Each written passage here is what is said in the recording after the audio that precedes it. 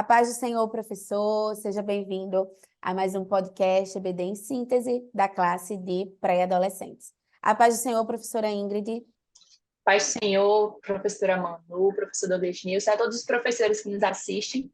É uma alegria estar aqui mais uma vez e com essa mensagem tão importante, né, que é a mensagem da salvação, que é o título dessa lição, e como é fundamental transmitir essa palavra aos nossos alunos, né, sobre um Deus tão bom que nos amou tanto, que enviou seu único filho para nos salvar. Então, é uma alegria poder falar sobre esse assunto e estar aqui com vocês hoje. Amém. Professor Douglas Nilson, a paz do Senhor. A paz do Senhor, professora Manuela, professora Ingrid e todos os professores que nos acompanham para mais um momento deste EBD Podcast. Hoje a lição de número 7. Vamos falar sobre a mensagem da salvação, como a professora Ingrid já evidenciou, e saber o porquê dessa mensagem, qual o alcance dessa mensagem e a importância dessa mensagem para nós, para os nossos alunos, para todos aqueles que ouvirem e derem ouvidos. Então, como já mencionado, né, pelos professores, a lição de hoje que nós estamos aqui para conversar com vocês, comentar, é a lição de número 7, que tem por título A Mensagem da Salvação. E a leitura, né, ela vai se encontrar em Romanos 10, dos versículos 11 a 9. Então, é importante, professor, que você faça a leitura de todo esse texto bíblico, se for necessário, até consultar o capítulo anterior, né, para ver ali todo o contexto dessa passagem, da mensagem que quer falar. Nós já passamos aí da metade da lição, então é importante, né, você conversar com os seus alunos, perguntando sobre como têm sido as aulas, o que eles têm aprendido até agora. Antes de iniciar a aula, você pode começar perguntando o que eles lembram da primeira, da segunda, da terceira, da quarta e da sexta lição, de forma resumida, em uma palavra. Então, você pode estar usando estratégias de modo a tanto relembrar o que já foi ensinado, quanto você, caso eles não apresentem nada, né, você traga aí uma palavra-chave para cada lição já assistida. E para iniciar essa, eu penso que seria importante você transformar o título da lição em uma pergunta, né, e perguntar qual é a mensagem da salvação. E aí você escutar o que eles têm aí para trazer em relação, né, a se colocar em relação a esta pergunta, esse questionamento. Então, por quê, né? Eles precisam estar envolvidos, né? O espaço pedagógico desta lição vai nos relembrar a importância da aprendizagem estar envolvida em uma interação. Então, é importante que você tenha esses momentos durante a aula, né, de questionamentos, de ouvir a opinião, de não ficar só num monólogo, assim como também trazer estratégias, colocar em prática o que a lição traz como a sala do professor, né, como uma dica aí de dinâmica, certo? Então, não só isso, mas até o podcast também do Momento Pedagógico, você pode estar trazendo essas dinâmicas para incentivar mais essa interação e essa relação aluno-professor. E aí, para começarmos, né, o estudo dessa lição, quais são os objetivos, professor Douglas Nilson? Os nossos objetivos estão fincados em 3 partes. A primeira é identificar a realidade e os efeitos da queda. Em seguida, mostrar o plano da salvação e anunciar a mensagem da salvação. Professora Ingrid, quais são os saberes escolares? São 6, né? O gênero humano rejeitou a vontade do seu Criador. Deus elaborou um plano eterno de salvação para a humanidade. O tema central do Antigo Testamento é o anúncio sobre a vinda do Messias. Jesus Cristo é o Messias profetizado no Antigo Testamento. As 4 versões do Evangelho são uma espécie de biografia de Jesus Cristo e a mensagem da salvação é extremamente atual. Então, como os irmãos sabem, os saberes escolares, ele vai perpassar aí todos os tópicos da lição de hoje. né? E aqui, essa lição, ela vem justamente para fechar, né? Os alunos viram aí, já viu a inerrância, né? A infabilidade, as traduções, né? Na lição anterior, aprendeu um pouco sobre a Bíblia livro por livro. Então, agora vem e no final, né? Ao final de tudo isso, aí considerando toda a Bíblia, o que que ela traz, qual é a mensagem que ela traz. E nessa lição nós vamos ver que, de Gênesis a Apocalipse, nós vamos ver apontando para Cristo, né? A mensagem aí da salvação. Então, durante toda a Bíblia, nós vamos ver a revelação de Jesus Cristo e sua obra de salvação, né? Sobre os temas centrais aí de cada livro da Bíblia. E, começando, né? Não poderia ser diferente, precisamos começar, sempre voltamos, né? À queda. Então, o tópico 1, ele vai falar, a queda começa no Éden.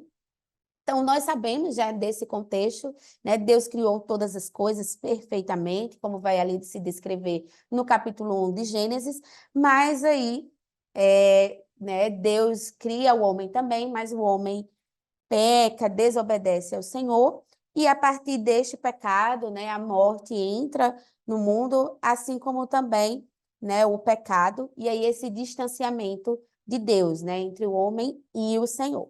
Então, apesar disso, o resultado, né, dessa escolha, ela vai contaminar aí toda a raça humana, por isso, e aqui é importante você lembrar os pré-adolescentes que mesmo o bebezinho ali nascendo, né, ele já nasce ali como que com a semente deste pecado, né, que Adão e Eva ali cometeram no Éden, no início de tudo, mas que diante da misericórdia do Senhor, né, ele nos dá a oportunidade de conhecermos a sua palavra e através dela, né, sermos convencidas pelo Espírito Santo a reconhecê-lo como nosso único e suficiente Salvador. Então, essa é aí o resumo, mais ou menos, desse primeiro tópico, né, em que vamos ver no tópico A, falar sobre a separação de Deus é fruto das nossas escolhas. Professor Douglas News.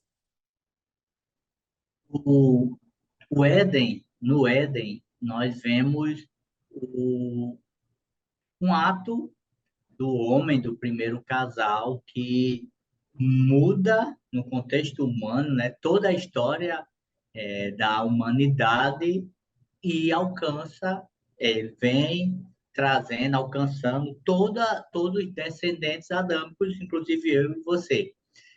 E a temática em falar que a separação de Deus é fruto de nossas escolhas, isso é muito importante e atual para que o professor apresente aos seus alunos.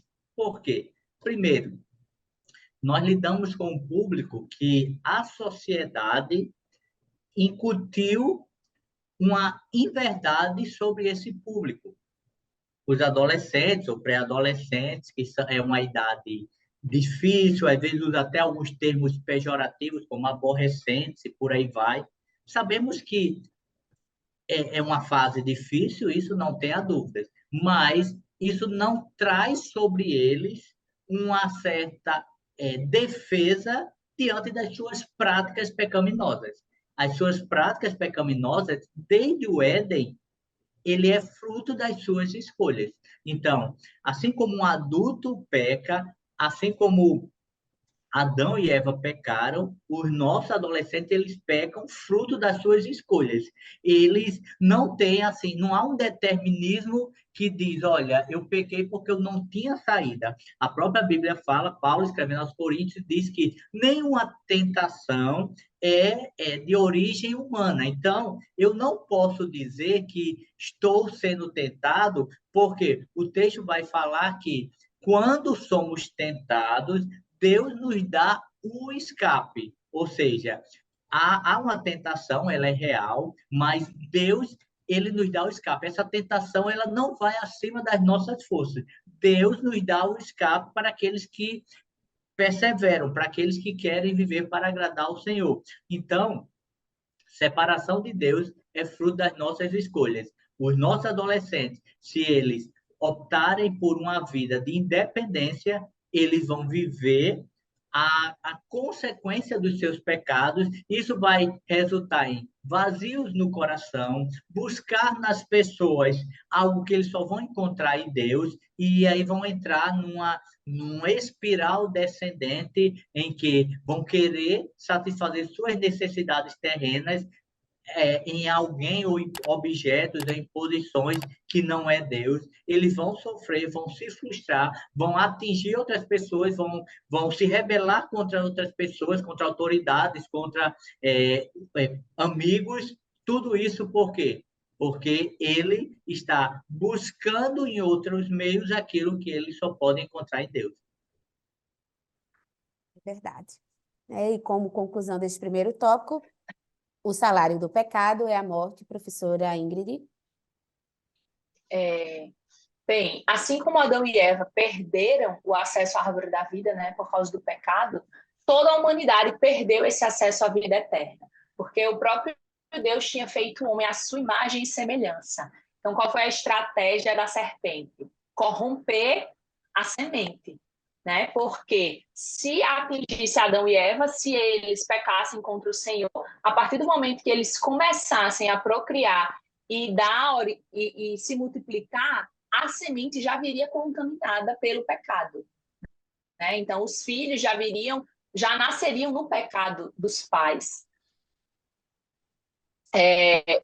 Por causa disso, todos nós já nascemos sem esse acesso à vida eterna, né? Então, a morte de Cristo vem para nos dar a salvação, vem para nos dar esse acesso à vida eterna. É só através dele.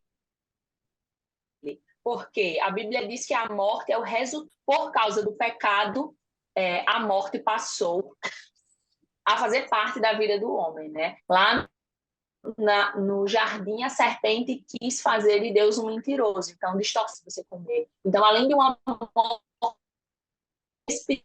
espiritual, além de terem sido expulsos do jardim, terem perdido o contato que tinham diário com Deus, né? Aquela comunhão, o homem acabou morrendo fisicamente também. Então, o humano rejeitou, o inimigo tenta nos confundir diante da palavra, diante da vontade de Deus. Será que é boa mesmo? Então, diante de situações, ele vem tentar nos fazer desacreditar, duvidar da palavra do Senhor. Mas é isso, o salário do pecado é a morte. Então, alguém que tem uma vida de pecado, a recompensa, o pagamento por essa vida vai ser a morte. A Bíblia afirma que existem caminhos, né, que para o homem parecem bons. Então, aos nossos olhos, os planos parecem bons. Tem gente que vive uma vida achando que está fazendo tudo certo, mas está seguindo conforme a sua própria vontade, achando que é bom, porque aos olhos deles parece não ter nada demais. Mas o fim deles é a morte, né? Então, o plano que o Senhor fez, né, o plano eterno de salvação para a humanidade, foi enviar o seu único filho. E essa entrega do próprio filho dele por amor a nós hoje nos dá essa oportunidade de salvação, nos dá esse privilégio, né, de um dia poder viver eternamente com o nosso Senhor. Isso mesmo, né? E aí nós vemos todo o plano que Deus já havia preparado para toda a humanidade, né, sendo colocado em prática. O segundo tópico vai falar sobre a promessa da redenção, em que vamos ver o tema central no Antigo Testamento como a vinda do Messias, né? Então, a obra aí da salvação, o plano de Deus para todo o seu povo, certo? E aqui nós vamos ver várias referências. É importante, professor, que você leia com os pré-adolescentes cada uma dessas referências, né? Que vocês estejam familiarizados, né? Eles estejam também familiarizados com a Bíblia e reforce, né, esta palavra, reforce esta mensagem. E aí o tópico A vai falar sobre os profetas, os salmos anunciavam o Messias. Professor Douglas Nilson. Professor, as escrituras, é importante nós olharmos as escrituras, e essa lição ela organiza bem essa sequência, porque a Bíblia que temos em nossas mãos, ela começa com um cenário e o cenário, o ponto mais relevante, o cenário da queda, e, ou seja, há um problema. Ele começa apresentando um problema, a queda. Mas naquele mesmo instante ele apresenta uma solução. Deus apresenta uma solução para esse problema, que é o Messias que viria para redimir a humanidade da condenação eterna. E a partir daí nós vemos ao longo das Escrituras esse Messias sendo apresentado de diversas formas. Um povo, por figuras, como a professora Ingrid vai falar no tópico seguinte, povos que ao longo da jornada terrena esperam o Messias. E nesse tópico, o escritor ele vai focar em alguns livros, algumas passagens que relatam bem isso, como, por exemplo, o profeta Isaías, que é tido como profeta messiânico. Ler o livro de Isaías é ver uma revelação, uma apresentação do Messias como o servo sofredor, como aquele que abdicou de si para morrer, aquele que trouxe para si todas as nossas enfermidades. E o escritor ele fala, ele cita Isaías 7,14, evidenciando: o Senhor mesmo lhe dará um sinal, a jovem que está grávida dará à luz um filho e porá nele o nome de Emanuel. Isso é uma profecia que se cumpriu lá, está registrado no início do Evangelho. Esse é Maria, e alusivo a Jesus, ao Emanuel, que é o Deus conosco, o Deus que se humanizou para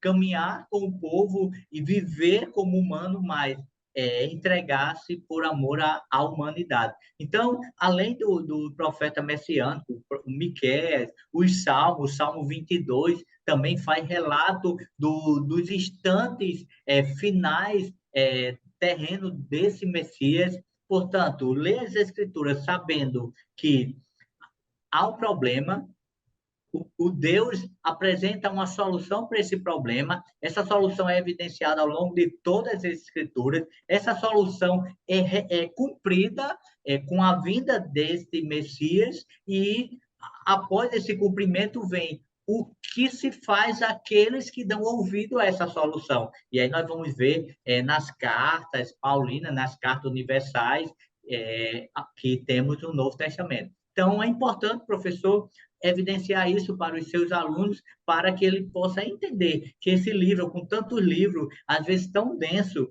mas ele tem um contexto, tem uma história e tem um objetivo. Então, seguindo, né, o tópico B, símbolos e tipos na Bíblia. Professora Ingrid. Bem, nesse tópico, dando continuidade ao que o irmão Nilson estava falando, vai mostrar que as profecias, né, e os salmos não são não foi o único meio que o Antigo Testamento apresentou o Messias. Nas Escrituras também encontramos representações simbólicas ou tipológicas que desde os tempos antigos anunciavam a vinda de Jesus. O primeiro personagem, lá no iniciozinho, que a gente percebe é Melquisedeque, o sacerdote, né, para qual Abraão deu dízimo, que era uma simbologia do próprio Messias. Também tem Isaac, que foi o filho da promessa oferecido em sacrifício, né, simbolizando o próprio Deus que enviaria o seu filho para morrer em sacrifício. Temos também a história de José, que foi um filho rejeitado e que se tornou governador do Egito, que ele foi traído pelos irmãos, ele foi vendido pelos irmãos, né? Se você for olhar na história de Jesus, ele foi vendido por Judas. Então, é um personagem que também simboliza o Cristo. Temos Moisés como mediador da antiga aliança, Davi, que foi ungido do Senhor, e muitos outros personagens que vão revelar algum aspecto do Messias. Não é que eles representam completamente o Messias, mas é como se fossem sinais. O Senhor já ia mostrando ao longo do Antigo Testamento, tanto por meio de profecias como por meio de pessoas, o que viria, né? Então, se você for olhar ao longo da Bíblia toda, o tempo todo, está sendo falado sobre Jesus. E, além desses personagens, tem os símbolos messiânicos do Antigo Testamento, que é o carneiro, que substituiu Isaac, que foi sacrificado, o Cordeiro Pascual, a coluna de fogo que aparece no deserto, a rocha de Horebe, a serpente de metal, né, que quando as pessoas olhavam para a serpente, elas seriam curadas, que simbolizava também o Cristo, e entre outros. Então, não importa em qual livro do Antigo Testamento está sendo mencionado, todos apontam de alguma forma para o Messias. Até mesmo livros que não mencionam o nome do Senhor, né, que não falam o nome de Deus, mas você vê ali na história todo o contexto, algo falando sobre redenção, alguém simbolizando o Messias que viria, a salvação que viria. Era sempre uma salvação pontual, algum sofrimento que existia e alguém que ia ser sacrificado, enfim. É interessante, né, também lembrar, como a irmã Ingrid falou, né, um livro que se apresenta bem, é o livro de Ruth, em nenhum momento é mencionado, mas nós vemos ali toda a narrativa, né, essa alusão aí. Para Acredito que o livro de finalizar, Esté também, né? O sim, livro de Esté também não menciona diretamente o nome de Deus, exato, mas né? você vê a salvação do povo judeu. E a maneira como tudo isso acontece vai justamente apontando ali para Cristo, né? Para concluirmos, o tópico 3 vai falar sobre a redenção realizada, né? E aqui nós vamos ver todo novo, no contexto do Novo Testamento. Então, nos evangelhos, professor Douglas News. Clarice, ele vai relatar que aquilo que nós já falamos em outros momentos, que os 4 evangelhos, as 4 versões, vai apresentar de uma maneira detalhada toda a obra de Cristo na Terra, seu nascimento, sua vida, seu ministério, sua morte, a ressurreição, e todos esses eventos eles foram prometidos no Antigo Testamento. Existem profecias, como aqui agora há pouco eu falei no livro de Isaías, que apontam para um Messias que viria e ele seria o redentor, o resgatador, o salvador da humanidade. Então, leia os evangelhos, cada aspecto que apresenta Cristo, nós vamos entender que no Antigo Testamento vão existir profecias, como quando Jesus chega no templo e é lhe dado o livro, e ele vai ler, e é o dia de sábado, e ele diz, hoje se cumpriu esse texto, em outras palavras, na minha vida, porque no Antigo Testamento, aquela passagem que ele leu estava referindo-se a ele próprio. Então, os evangelhos, ele tem um olhar totalmente centrado no Messias que veio e viveu, cumpriu a missão de resgatar a humanidade. Em Atos dos Apóstolos e nas cartas, professora Ingrid. Bem, o livro de Atos dos Apóstolos e as cartas, né, de Paulo, no Novo Testamento, e todas as outras cartas, elas também apontam para Cristo, né? Elas relatam como a igreja viveu e divulgou a mensagem de salvação que Jesus Cristo deixou. O evangelista Lucas, que é o autor de Atos, e Paulo, que escreveu a maioria das cartas, e todo esse material serviu para doutrinar as igrejas naquela época. Então, estes e outros apóstolos apontavam para Cristo como autor e consumador da fé. Eles também, todas as cartas e o livro de Atos tinha esse objetivo de mostrar Cristo, de apontar também Cristo. Amém. E para finalizarmos, né, o livro de Apocalipse, ele vai apontar todo o triunfo aí de Cristo e da sua igreja. Então, o livro ele vai trazer uma mensagem extremamente atual, né, e que vai justamente, o Senhor Jesus, ele revela, né, se revelou por meio de João, os acontecimentos finais da história da humanidade, né? Então, inclusive, os pré-adolescentes já tiveram a lição estudando todo este livro, né? E aqui há um desfecho, né? Fecha toda essa obra, todo esse plano que o Senhor aí preparou para o seu povo. E aqui nós vamos... Professora, Sim. só um comentário sobre esse ponto, e para os nossos alunos e para os leitores da Bíblia, é que essa história ela ainda tem um capítulo, né? Nossa vida não termina nesta dimensão terrena. Ler o livro de Apocalipse é saber que ainda há um capítulo dessa história, que para aqueles que estão em Cristo, nós que estamos caminhando com Cristo, esse desfecho é um desfecho glorioso. Mas aqueles que, porventura, parar na caminhada ou abdicar de Cristo ou até mesmo apostatar da fé, esses terão um desfecho totalmente contrário e tenebroso. Mas Deus é tão justo que já revela como será para que ninguém possa dizer, eu não sabia. Então, ainda há um capítulo e nós estamos esperando viver esse capítulo final dessa belíssima história. Mesmo, né? Até porque é a nossa esperança, né? Estarmos um dia com Cristo face a face. E aí, diante disso, chegamos à conclusão dessa lição, né? E aqui o importante é enfatizar que tudo isso, né? Hoje, na aula, no dia da aula que vocês estão assistindo essa aula, mas também que vocês estarão ministrando essa aula, né? É crer que tudo isso foi por mim, foi por você, foi pelo professor Douglas Nilson, pela professora Ingrid, para que um dia, justamente, tivéssemos, né, reconhecermos como pecadores que necessitavam e necessita de um Salvador.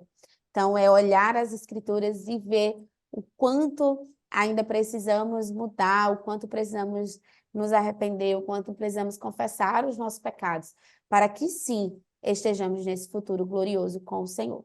Professora Ingrid, suas considerações finais? Bem, muito importante essa lição, que o professor ele consiga transmitir essa mensagem, né? Os alunos que não entendiam, não sabiam o que era a mensagem de salvação, que eles possam terminar tendo essa certeza, e não só tendo a certeza da salvação e de como isso foi um presente para ele, mas que ele esteja empolgado para anunciar essa mensagem de salvação para outras pessoas da escola, da família, que não conhecem, né? Porque é a boa nova, é a boa notícia. Entender o amor do Senhor, entender essa mensagem de salvação maravilhosa, e quando você reconhece, você vê esse amor de Deus que lhe salvou, que lhe deu essa oportunidade, você se empolgar para transmitir para outras pessoas. Então, que você, professor, além de explicar para os seus alunos, mostrar a ele a importância disso, que incentive ele a divulgar essa mensagem também para as pessoas que ele sabe que não conhecem. Verdade. Professor Douglas Nilson, suas considerações finais.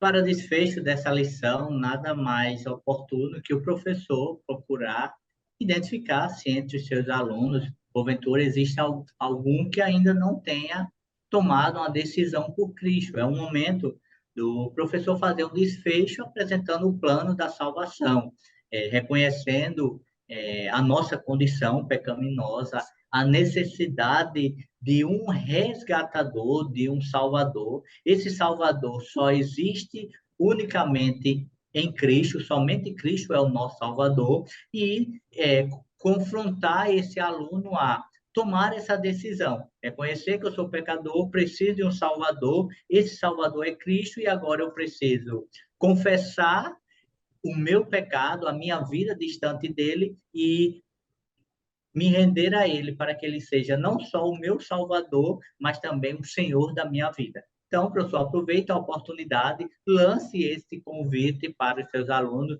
Podemos ter uma colheita na sua sala de aula diante daqueles que nunca se decidiram e talvez foram condicionados a não precisar tomar essa decisão, mas essa aula seja um despertamento para eles. Verdade.